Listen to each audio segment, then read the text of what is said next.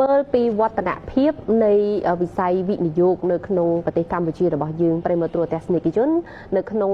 រយៈពេល3ខែដើមឆ្នាំ2026នេះឃើញថាកម្ពុជាទទួលបាននៅគម្រោងវិនិយោគថ្មីបន្ថែមទៀតជាមួយនឹងការចុះបញ្ជីវិនិយោគអាជីវកម្មនេះជាមួយនឹងក្រសួងឧស្សាហកម្មបច្ចេកវិទ្យានិងនវានុវត្តន៍ដែលមានទំហំទឹកប្រាក់គឺជាង4800លានដុល្លារអាមេរិកអ្នកជំនាញសេដ្ឋកិច្ចមើលឃើញថាកំណើនគួរឲ្យកត់សម្គាល់នេះជាសញ្ញាបញ្ជាក់ពីការកើនឡើងនៃទំនុកចិត្តរបស់វិនិយោគិនក្នុងស្រុកនិងអន្តរជាតិលើសក្តានុពលសេដ្ឋកិច្ចកម្ពុជា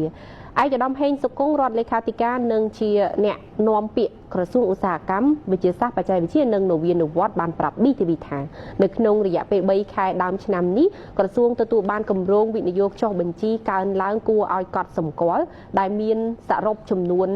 626មូលដ្ឋានជាមួយនឹងដើមទុនចុះបញ្ជីក្នុងទំហំទឹកប្រាក់សរុប4870លានដុល្លារហើយក្នុងចំណោមរោងចក្រទាំង626នេះគឺមានរោងចក្រសហគ្រាសធុនតូចនិងមធ្យមបានបង្កើតថ្មីកើនឡើងរហូតដល់ទៅចំនួន500មូលដ្ឋាននិងរោងចក្រធុនធំមានចំនួន126រោងចក្រដែលនេះគឺជាកំណើនមួយដល់ធំមិនធ្លាប់មានបើធៀបទៅនឹងបណ្ដាឆ្នាំកន្លងទៅអ្នកនាំពាក្យរូបនេះបញ្យល់ថាការកើនឡើងនេះគឺដោយសារកម្ពុជាគឺជាប្រទេសមួយដែលស្ថិតនៅចំណុចកណ្ដាលនៃប្រទេសអាស៊ានដែលជាចំណុចប្រសពតភ្ជាប់នៃប្រព័ន្ធដឹកជញ្ជូនដ៏សំខាន់ក្នុងតំបន់ជាមួយគ្នានេះកម្ពុជាមានសក្តានុពលកម្លាំងពលកម្មវ័យក្មេងច្រើនរហូតដល់ទៅជាង 70% នៅទូទាំងប្រទេសបន្ថែមពីនេះច្បាប់វិនិយោគថ្មីរបស់កម្ពុជាក៏មានភាពទាក់ទាញនិងមានការអនុគ្រោះច្រើនដល់វិនិយោគិនច្បាប់វិនិយោគថ្មីនេះត្រូវបានចាត់ថាមានលក្ខណៈល្អជាងគេបើធៀបទៅនឹងបណ្ដាប្រទេសនៅក្នុងតំបន់អាស៊ានទន្ទឹមនឹងនេះប្រទេសកម្ពុជាក៏មានស្ថិរភាពនៃធម្មពលអគ្គិសនីលើបណ្ដាញជាតិជាពិសេសប្រភពធម្មពលអគ្គិសនីក៏កើតឡើងវិញដែលមានរហូតដល់ទៅ 63% នៅពេលបច្ចុប្បន្ននេះដែលនេះក៏ជាចំណុចមួយដ៏ទាក់ទាញបំផុតផងដែរសូមអនុញ្ញាតជម្រាបជូនថានៅក្នុងរយៈពេល3ខែដើមឆ្នាំ2026នេះយើងមានសហគ្រាសធុនតូចមធ្យមបាទកើតថ្មីចំនួន500មូលដ្ឋានហើយជាមួយគ្នាដែរគឺរោងចក្រធុនធំមានការកើនឡើងរហូតដល់126រោងចក្របាទដែលទើបនឹងបង្កើតថ្មីនៅក្នុងទំហំដើមទុន4870លានដុល្លារសហរដ្ឋអាមេរិកនេះគឺជាកំណើនមួយដ៏ធំហើយនឹងច្រើនបើប្រៀបធៀបជាមួយនឹងម្ដាឆ្នាំកន្លងទៅបាទការកើនឡើងនេះគឺដោយសារស្ថានភាពនៃប្រជាជនចក្រកម្ពុជារបស់យើងគឺជាប្រទេសមួយដែលស្ថិតនៅចំណុចកណ្ដាលនៃប្រទេសអាស៊ានហើយបើយើងក៏លេខទៅមើលកម្លាំងពលកម្មរបស់យើងគឺមានកម្លាំងពលកម្មវ័យក្មេងច្រើនរហូតទៅដល់ជាង 70% នៃទូទាំងប្រទេសហើយបន្ថែមពីលើហ្នឹងគឺថាច្បាប់វិនិយោគថ្មីរបស់ប្រជាជនកម្ពុជារបស់យើងគឺមានការតាក់ទាញមានការអនុគ្រោះច្រើនហើយជាពិសេសគឺថាជាច្បាប់វិនិយោគមួយដ៏ល្អជាងគេបើប្រៀបធៀបជាមួយនឹងបណ្ដាប្រទេសនានានៅក្នុងតំបន់អាស៊ានរបស់យើងហើយទន្ទឹមនេះដែរគឺយើងមានស្ថិរភាពនៃធម្មពលអគ្គិសនីហើយជាពិសេសគឺធម្មពលអគ្គិសនីដែលបង្កើតឡើងដោយធម្មពលកកើតឡើងវិញដែលយើងហៅថាជាធម្មពលស្អាតប្រមាណជា63% ដែលកម្ពុជាយើងមាននៅពេលបច្ចុប្បន្ននេះក៏ជាចំណុចមួយនៃការតាក់ទាញបន្ថែមទៀតផងដែរហើយអ្វីមួយដែលជំរុញនឹងលើកទឹកចិត្តទៅដល់វិនិយោគិនជាពិសេសគឺវិនិយោគិននៅក្នុងស្រុករបស់យើងហើយចាប់ដើមធ្វើការបង្កើតរោងចក្រសហគ្រាសក៏ដូចជា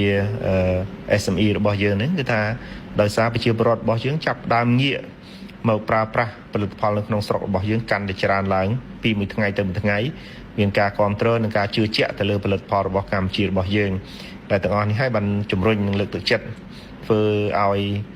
សហគ្រិនរបស់យើងគឺថាមានទាំងការបង្កើតថ្មីហើយក៏ដូចជាការពង្រីកនៅខ្សែច្រវាក់ផលិតកម្មរបស់ពួកគាត់ហើយធ្វើឲ្យកំណើនរោងចក្រសហគ្រាសរបស់យើងមានការកើនឡើងគួរឲ្យកត់សម្គាល់បាទជំវិញកំណើននេះលោកបណ្ឌិតជ័យតិចអ្នកស្រាវជ្រាវការអភិវឌ្ឍសង្គមសេដ្ឋកិច្ចមើលឃើញថាការតាក់ទាញគម្រោងវិនិយោគថ្មីគឺដោយសារប្រទេសកម្ពុជាមានភាពអំណោយផលនៃទីតាំងភូមិសាស្ត្រដែលស្ថិតនៅចំណុចកណ្ដាលនៃបណ្ដាប្រទេសក្នុងតំបន់អាស៊ានបង្កលក្ខណៈងាយស្រួលដល់ការដឹកជញ្ជូននិង logistics ស្របពេលរាជរដ្ឋាភិបាលបានខិតខំកែតម្រង់គោលនយោបាយនានាដើម្បីលើកកម្ពស់បរិយាកាសធុរកិច្ចនិងបង្កភាពងាយស្រួលដល់ការចុះបញ្ជីអាជីវកម្មរបស់វិនិយោគិនឲ្យកាន់តែងាយស្រួលលឿនរហ័សនិងមិនស្មុគស្មាញជាដើម ហើយនៅក្នុងនោះរដ្ឋាភិបាលកម្ពុជាបានធ្វើកំណែតម្រង់ជាច្រើនបង្កើតឲ្យគេថាភាពងាយស្រួលក្នុងការចុះបញ្ជីក្នុងកិច្ចសម្របសម្រួលពាណិជ្ជកម្មក៏ដូចជាបង្កើតនៅគេហៅថាច្បាប់វិនិយោគប្រកបដោយភាពទាក់ទាញបាទដែលជាពិសេសនោះគឺមានគេហៅថា incentive បាទជាច្រើនក៏ដូចជានៅតំបន់សេដ្ឋកិច្ចពិសេសបាទបានជួយសម្របសម្រួលទាំងហេដ្ឋារចនាសម្ព័ន្ធទាំងពងបញ្ហាពន្ធបញ្ហា logistics បាទហើយនឹងការសម្របសម្រួលកិច្ចសម្របសម្រួលពាណិជ្ជកម្មជាច្រើនទៀតដែលក្នុងនោះផងដែរមានការលើកទឹកចិត្តដល់វិនិយោគទុនបរទេសអាចបាទដកប្រាក់ចំណេញឬក៏ដករបស់ខ្លួន 100% ម្ដងបាទទៅបណ្ដាប្រទេសវិញមានភាពតាក់ទាញយ៉ាងច្រើនពីមួយឆ្នាំរដ្ឋាភិបាលកម្ពុជាតែងតែធ្វើកំណែតម្រង់បង្កើតនូវភាពតាក់ទាញបន្ថែមជាមួយនឹងការវិនិយោគនេះដោយមានខាង CDC បាទក្រុមប្រឹក្សាអភិវឌ្ឍកម្ពុជា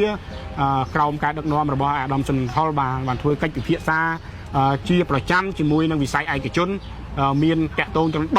16 working group នោះបាទតកតងទៅនឹង government and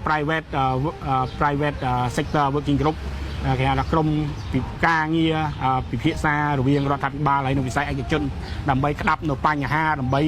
កែសម្រួលច្បាប់កែសម្រួលកិច្ចការងារផ្សេងៗដើម្បីបង្កើតភាពងាយស្រួលហើយនិងការតាក់ទាញការវិនិយោគនៅកម្ពុជា